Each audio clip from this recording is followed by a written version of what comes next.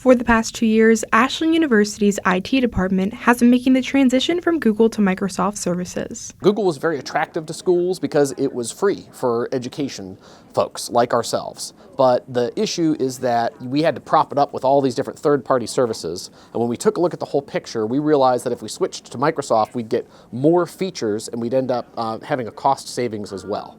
Microsoft is a more robust product, so we're not alone in the only school that has switched from using the Google Workspace and Google way of doing things over to the Microsoft 365 platform. AU students who have been here for longer than 2 years have seen the switch from Google to Microsoft as it began in the 2022-2023 school year.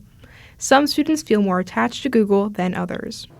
For me personally, I prefer working in the Google services, so Google Docs and stuff in that regard, just as it's a little bit simpler for online saving and file transfer.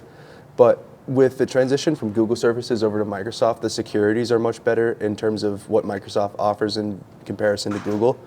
And I think that having all of the services that we utilize be universal is a lot better for security and just general cleanup wise. I think it's going to be good overall for everyone.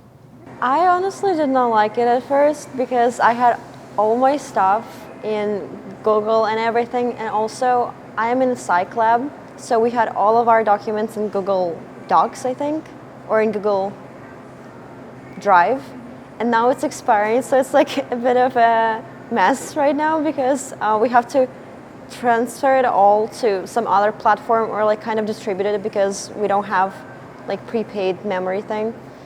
But it happened when I was still a freshman, so it didn't affect me much, but I think the people who were juniors and seniors, they were a little bit more disappointed about it. I like it. I grew up with Google, but I've been used to using Microsoft the past year, and it's been easy for me. I came in as a freshman, using Microsoft, even though I used Google my entire school life, but it became easier as I used it. On Friday, February 14th, all Google content is going to switch to read-only mode, with only one more step left in the process. What's going to happen is on February 14th, you're not going to be able to make any new files in Google Drive. So if you try to make a new form or a new doc or a new sheet, it's not going to create.